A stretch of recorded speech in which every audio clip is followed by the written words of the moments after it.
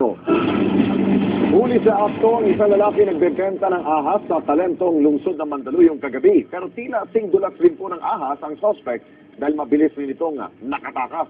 Si Nico Bawa magbabalita.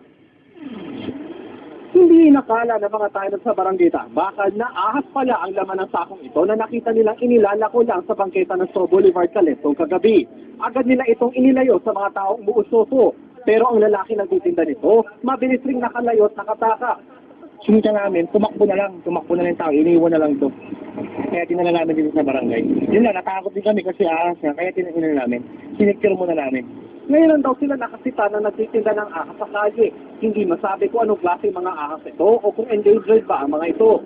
Sa bilang ng mga taga-barangay, nasa 30 ang nahuli. Hindi masabi kung binibenta ba ito bilang pagkain o alaga.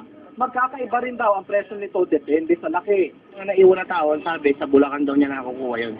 600 yung pinakamalaki, yung maliit na mas 50. Ayon sa Wildlife Act, bawal magbenta at maghuli ng mga ahas sa gubat kung saan posibleng makulong ng 6 na taon ang mahuhuli. Balak na mga taga-barangay isurrender sa Wildlife Sanctuary ang mga ahas. Para sa Mission Patrol, ako, si Nico Bawa.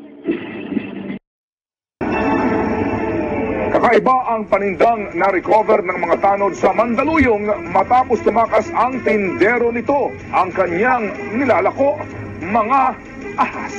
As in ahas. Exclusive ng Papatrol, Nico Bawa.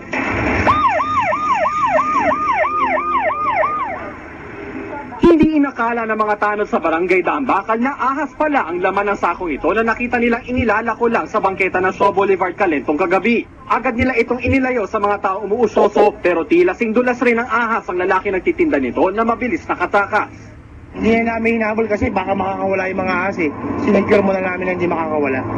Ngayon lang daw sila nakasita na nagtitinda ng ahas sa kalye. Hindi masabi kung ano ang uri ng mga ahas o kung endangered ba ang mga ito. Hindi rin malinaw kung ibinebenta ba ito bilang pagkain o bilang alaga. Mga naiwan na tao, sabi, sa Bulacan daw niya nakukuha yun.